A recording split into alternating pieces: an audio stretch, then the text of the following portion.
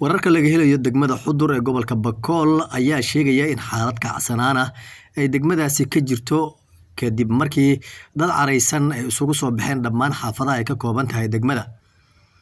Dadka ayaa waxa ay sameeyeen guud ahaanba in ganacsigii magaaladaasi ay istaajiyaan isla markaana aanay ogolaanin wax dhaqdhaqaaqa oo gaadiidka dadkaba halkaasi aysan ka jirin.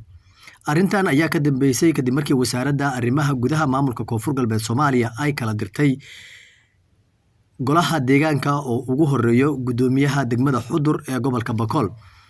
Xaaladda ayaa hadda mid aad u kacsan iyadoo dadkuna ay gubayaan taayiro isla markaana goobaha ganacsiga la arkayo qaarkood in albaabada loo xiray halka kuwa kale dadka qaarkood iyagu alaabaha halkaasi ku jira ay qaadanayaan ama ay biliqaysanayaan. wasaaradda arrimaha gudaha maamulka Koonfur Galbeed Soomaaliya ayaa iyadoo waxa ay sheegtay in xilka qaadistan ay ku sameysay dhammaan xubnaha golaha deegaanka isla markaana 3 bilood gudahood qorshuhu uu yahay sidii guud ahaanba dadka deegaanka ay u soo dooran lahaayeen golayaal deegaan oo bedela kuwa hadda xilka qaadista lagu sameeyay. Arrintan ayaa la xiriirinayaa kadib markii bil ka hor dadka deegaanka oo isku duuban ay si buuxda u taageereen ciidamada Itoobiyaanka oo ay sheegeen in iyagu mar walba ay garab u yihiin isla markaana dowladda federaalka Soomaaliya ka soo horjeesteen. Taasi waxay keentay in khilaaf xooggan uu soo kala dhexgalo dowladda federaalka Soomaaliya iyo maamulka Koonfur Galbeed Soomaaliya gaar ahaan labada mas'uul ee ugu sareysa.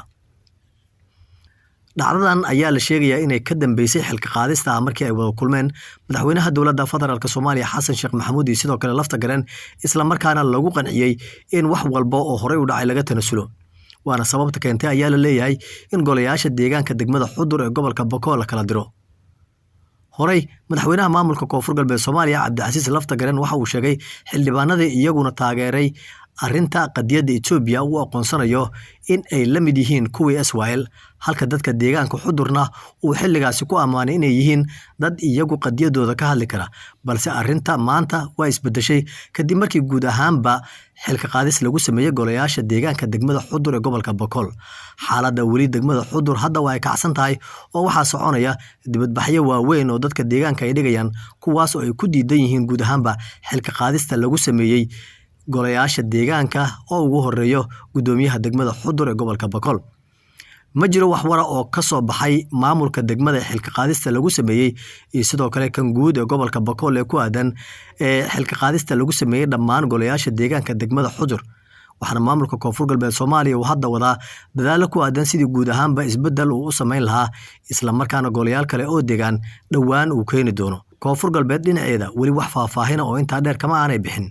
Sababta ka dambeysa in golayaal dhisan dhammaan la kala diro iyadoo aan la cadeyn sababta rasmiga ah ee xilka qaadista loogu sameynayo.